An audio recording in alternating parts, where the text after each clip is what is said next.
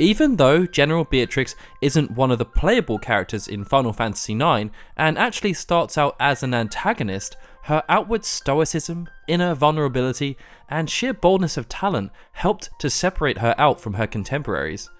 It's not like we hadn't seen similar characters before in the franchise though, as you could say that General Leo in Final Fantasy VI performed a similar role, an unwitting antagonist that blindly followed their leadership, not knowing that they were part of a much wider nefarious plan. It's just more that Beatrix, through additional development, was able to break out and shine amongst the pantheon of NPCs that had been created in the past. It's safe to assume though that her role was initially envisioned as being much smaller than it ended up being in the final game, and she may not have even existed in early iterations of the narrative. Almost a decade ago, Hironobu Sakaguchi published some notes online, and they contained earlier drafts of the game's opening sequences. But Beatrix was nowhere to be seen. Instead, Steiner appeared by the side of Queen Brahne, alone, and he was also described specifically as a paladin. This was of course revised, as Steiner's character was effectively split down the middle, with Beatrix gaining arguably the more noble traits and reputation as a soldier, as well as the fabled paladin job, complete with its redemption arc. This change meant that it would be Beatrix who would lead Queen Brahne's forces, something she did so with consummate professionalism. And it was this, as well as the honour that she displayed, which meant that we were able to bear witness to an NPC that, in a way, would break the mould.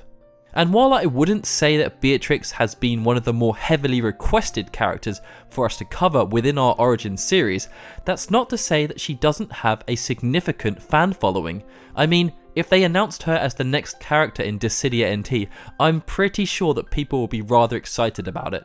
She's also a character that I personally enjoy the story of, and after doing Zidane's origins in our previous video, I just gained a real hankering to surface her story and show you all how awesome a character Beatrix is. I mean, if you didn't already know, that is.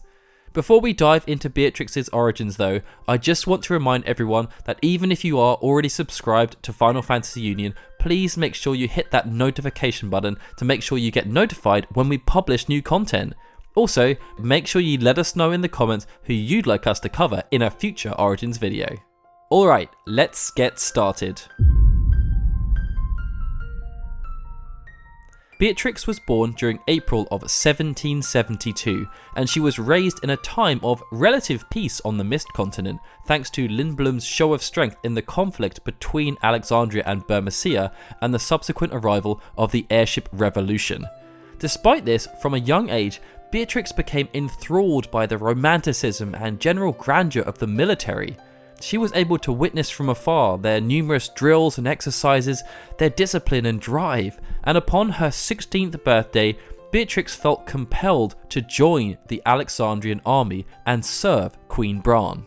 Driven by her want to succeed, Beatrix trained hard and started to gain a positive reputation as a promising soldier, noted for her impressive swordsmanship. It meant that despite only being a member of the Alexandrian armed forces for less than a year, she ended up in a duel against the much more experienced Adelbert Steiner, who was 7 years her senior. Despite showing off considerable skills, Beatrix was ultimately defeated in the duel, and as a result of his victory, Steiner was given permission by Queen Brahne to form the Knights of Pluto. After seeing this, Beatrix resolved to use her defeat as motivation to push herself further, something which allowed her to see significant progression through the military ranks over the years that followed. It would see her ultimately attain the rank of general, and throughout the lands she would gain the reputation of being a formidable warrior that combatants would be wary of facing should their paths cross on the battlefield. To coincide with this, Queen Brahne also made Beatrix the commander of the Alexandrian army and allowed her to make the main bulk of the Alexandrian forces all female. The only male division, the Knights of Pluto, were therefore relegated to being a supporting act, and it led to tensions between Steiner and Beatrix as their roles had now been reversed. Beatrix, however, always chose to act with dignity and respect, even in the face of what she deemed to be incompetence. At the height of her military might, the ever-loyal Beatrix chose to support Queen Brahne's more aggressive stance to inter-kingdom relations, and after Steiner inadvertently left Alexandria following the kidnapping of Princess Garnet on her 16th birthday, she was able to command an even stronger position within Alexandria. Despite being charged with protecting the princess, knowing that Steiner was probably with Garnet, Beatrix chose to turn her attentions to helping the upcoming military campaign that Queen Brahne had been plotting with her new accomplice, Kuja. And it would be the Burmecians, who the Alexandrians had previously been in conflict with a few decades prior, that would feel the full force of Beatrix's highly skilled army. Utilising the new division of black mages that they had acquired from Kuja, the Alexandrian army took the Burmecian forces by complete surprise, and most of the population was wiped out in the ensuing battle. Not content with her success though, Beatrix worked to prevent any reprisals by hunting down those who were fleeing and attempting to find the king of Burmecia. But while she was deliberating with Kuja about their next course of action, she was confronted by an unwitting Burmecian soldier who had unfortunately no idea he was attempting to challenge Beatrix to combat. Beatrix chose to commend the soldier for his courage and prepared to fight, but when Freya, Zidane, Vivi and Quina came to the soldier's aid and attempted to suggest that they were actually a match for her, Beatrix was incredibly insulted. She therefore chose to dispense with her previously cordial tone and boasted that they were merely insects compared to her might. And despite fighting against a party of 4, Beatrix's assertion was rather apt as she defeated them with ease. And due to this, as an extra retort, she then exclaimed disappointment about the lack of challenge offered. But she did allow them to live, perhaps as a sign of respect for the sheer gall of their actions. With that trivial encounter out of the way, Beatrix turned her attentions to the downfall of Cleyra, the neighbouring settlement that the king of Burmecia had fled to during the invasion. And working in tandem with Kuja, Beatrix created a diversion that allowed her forces to attack Cleyra while its defensive barrier was down and its remaining forces were focused elsewhere. Beatrix then seized the opportunity to sneak in unawares, teleporting down from her airship, the Red Rose, to steal the Cleyran crystal shard from those who, at this point, she very much deemed lesser people. Through spending time with Kuja, Beatrix, along with Queen Brahne, had been seduced by the prospect of incredible power that could be used not just for the safety and security of Alexandria, but also its dominance of the Mist Continent. And it was with this in mind that Beatrix became convinced that the Cleyran people had no use for a jewel that contained so much power. As Beatrix then attempted to leave Cleyra, she was again accosted by Zidane and his allies, and given what had happened during their previous encounter, she found this all rather comical and chose to use this opportunity to teach them another lesson, that they really should learn their place. After dealing with what she considered to be meddlesome pests, Beatrix teleported back on board the Red Rose, and she started to reflect on the campaign as a whole, as well as her role as Queen Brahne's general. Although she had overseen overwhelming victories against the Burmecians and the Cleyrans, she was starting to see an uncomfortable trend with her queen, that she was starting to favour the magical power of Kuja's black mages and eidolons over that of the military.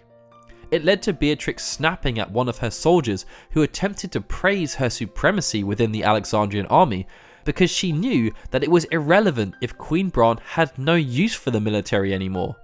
It was also born out of sheer frustration, as all those years of dedication and training meant nothing to Brahne, something she showed to Beatrix by putting so much faith in the black mages who were essentially mindless drones.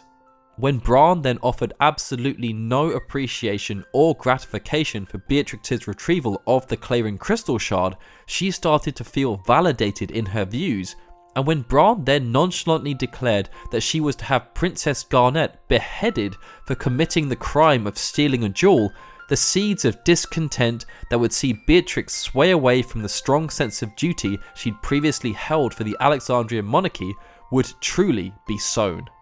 Arriving back at Alexandria Castle, Beatrix was again hostile towards Zidane, and she even chose to fight against Steiner for acting as Zidane's accomplice.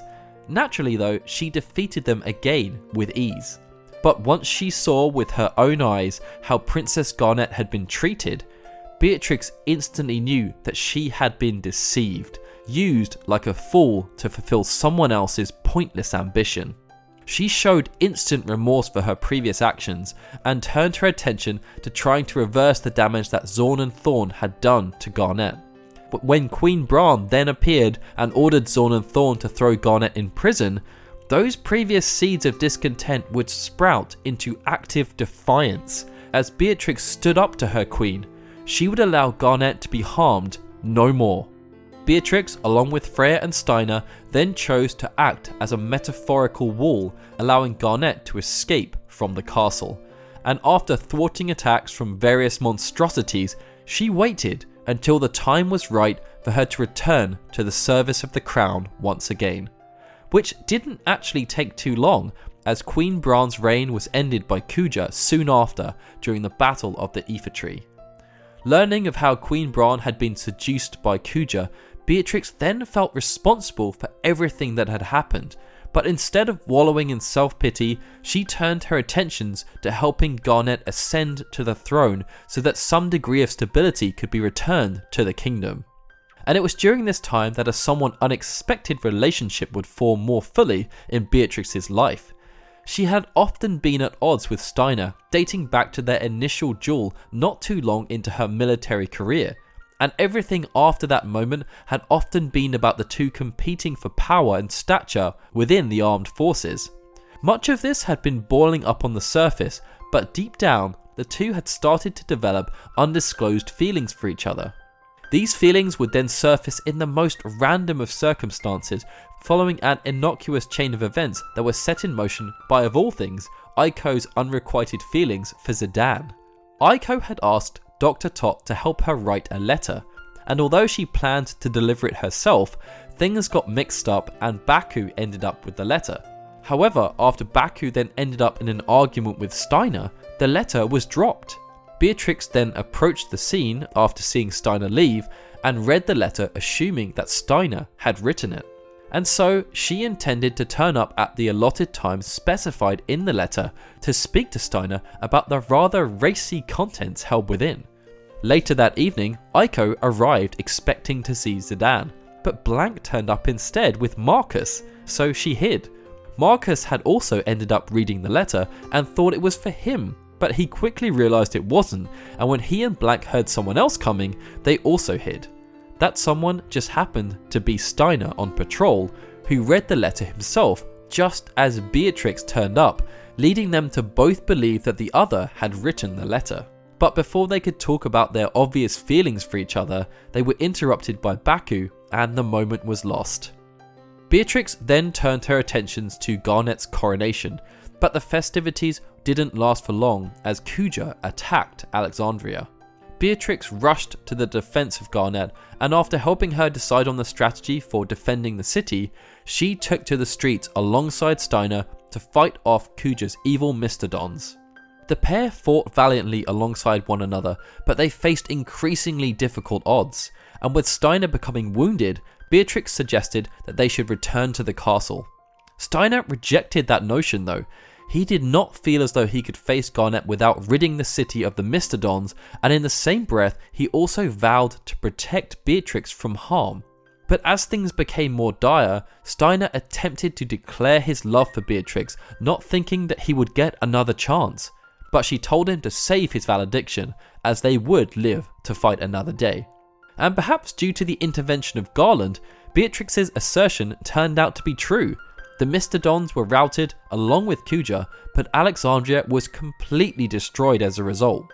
In the aftermath, many of the inhabitants were able to make their way to Lindblom, and Steiner ended up there too, having been separated from Beatrix in the assault. As a result, Beatrix chose to stay behind. She wanted to try and pick up the pieces of her ruined city instead of going with Steiner and Garnet, despite how she felt about them.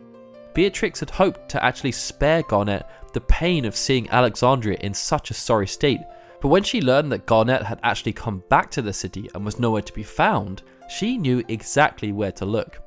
However, instead of going to see the princess herself, she told to Dan where Garnet was likely to be and requested that he give her a precious Garnet jewel, hoping it would help to get her through this time of uncertainty. And along with Sedan's encouraging words, Garnet was inspired by Beatrix's gesture. When the time then came for the final assault, Beatrix came to the aid of her princess. Commanding the Red Rose, she took Steiner's Pluto Knights under her wing as they looked to clear a path for the Invincible so that it could enter Memoria. And although the safety of Garnet was rather important during this battle, as Blutzen suggested under his breath, Beatrix was also rather concerned about the well-being of Steiner. Yet as the battle drew to its conclusion, Beatrix initially turned to pessimism. After seeing the huge explosion emanate from the ether tree, she couldn't comprehend how anyone could have possibly survived. But when Makoto then informed Beatrix that they were still alive, she instantly wanted to go to their aid. But being ever the pragmatist, she realised that the Hildegarda was actually much closer and could assist them quicker than she could on the Red Rose, so she quickly ordered the Pluto Knights to relay the message.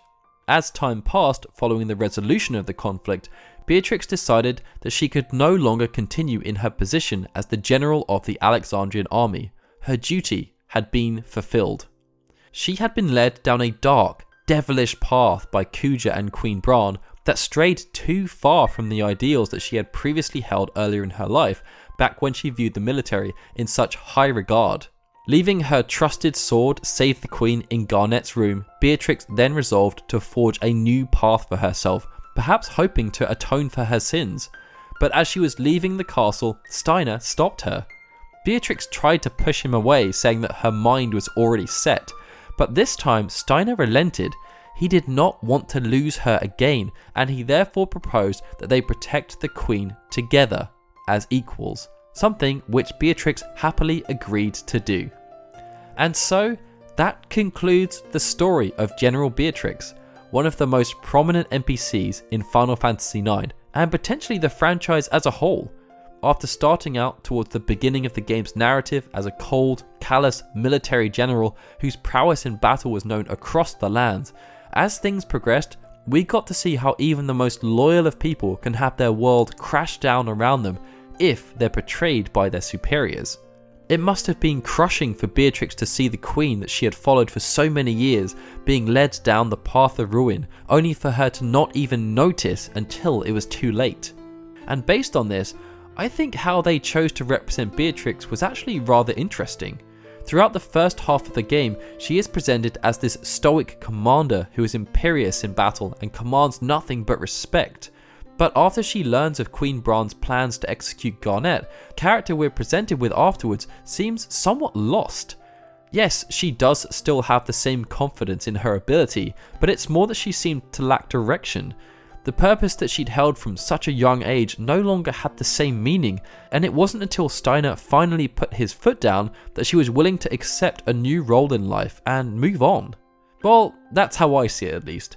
Either way, with that small analysis out of the way, we're at the end of this Origins video.